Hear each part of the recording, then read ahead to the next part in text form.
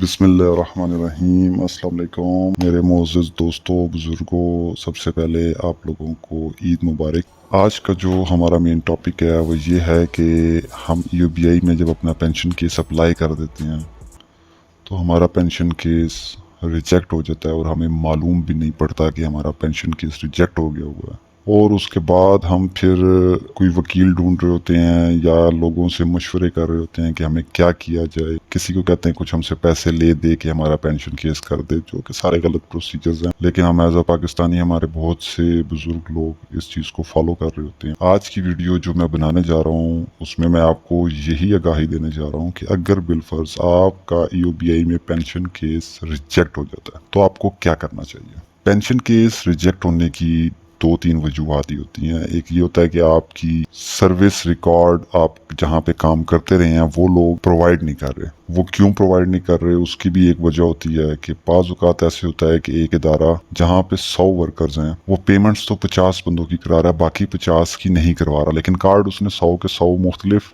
Entry exits डाल के कर दी हैं। किसी की 1 महीने की एंट्री की, साथ ही उसको निकाल दिया। इस तरह कर करा के वो अपने 100 वर्कर्स इस तरीके से रजिस्टर्ड तो करवा लेता है मुख्तलिफ टेन्योर्स में, लेकिन पेमेंट नहीं उनकी जमा करा रहा होता। तो जब कोई पेंशन केस उसमें से एम्प्लॉय में से आता है यूबीआई के पास, तो यूबीआई जब उस रिकॉर्ड की चेकिंग करती है तो उसके अंदर वो चीज़ वाज़ेह हो जाती है कि आया इसके अगेंस्ट इन्होंने पेमेंट की हैं नहीं की हैं, सारा कुछ सामने आ जाता है। तो उस बिना पर जिसकी नहीं हुई होती पेमेंट का पेंशन केस रिजेक्ट कर दिया जाता है। और उसके अलावा कुछ छोटी मोटी चीज़ें होती हैं जिसकी बेस के ऊपर पेंशन केस रिजेक्ट होता है, या कोई अदारा बंद हो जाता है, क्लोज हो जाता है, उसका रिकॉर्ड कहाँ से वो अब तलब करें कि अदारा ही बंद हो चुका। उसको फिर वो क्लेम कमेटी के सामने पेश कर देते हैं कि क्लेम कमेटी इसका फैसला करे।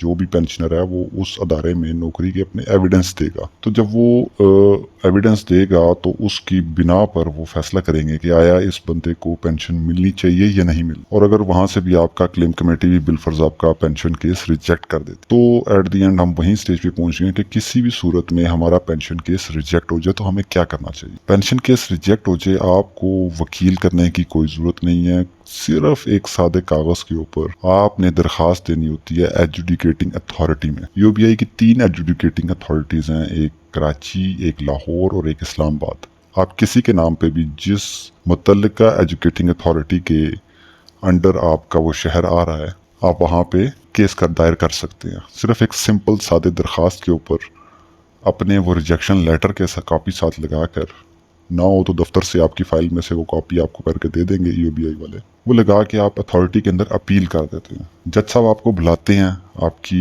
बात सुनते हैं, आपके डॉक्यूमेंट्स देखते हैं, उसके बाद वो रीजन को हुक्म सादिर कर देते हैं कि इनको रिव्यू किया जाए, दोबारा से इस केस को रिव्यू किया जाए।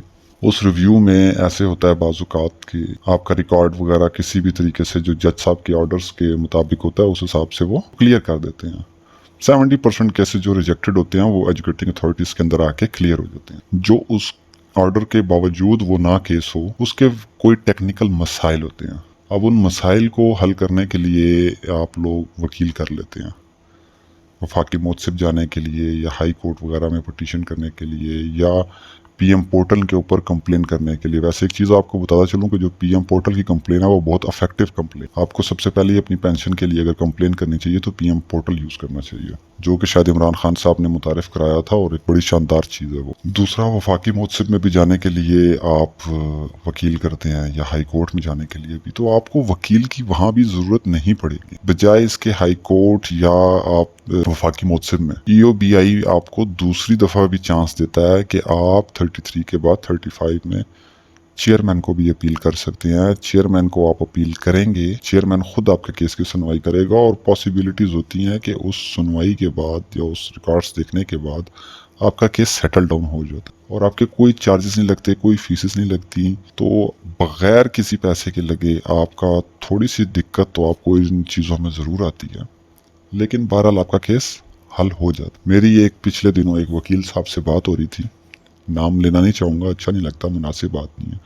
उनसे बात हुई, उन्होंने कहा यार मुझे महीने के 10 से 15 पेंशन केसेस मिलते हैं मुख्तलिफ दफ्तरों के ईओबीआई के, जो कि रिजेक्ट हो चुके। मैं फ़ी पेंशन केस 25,000 रुपया ले रहा हूँ सिर्फ अथॉरिटी में अपील करने के। तो मैं ये सुन के बड़ा हैरान हुआ कि जो एक सादे कागज़ की दरख्वास्त सिर्फ लिख के आपने देनी है, बाकी सारा काम आगे ईयूबीआई ही करता है। वकील ने कुछ भी नहीं करना, कुछ भी नहीं करना वकील ने, सारा कुछ ईयूबीआई ने करना है आपकी एक सिंपल सी दरख्वास्त के ऊपर। सारा प्रोसीजर आपके करने वाला है, वकील का करने वाला ही नहीं है।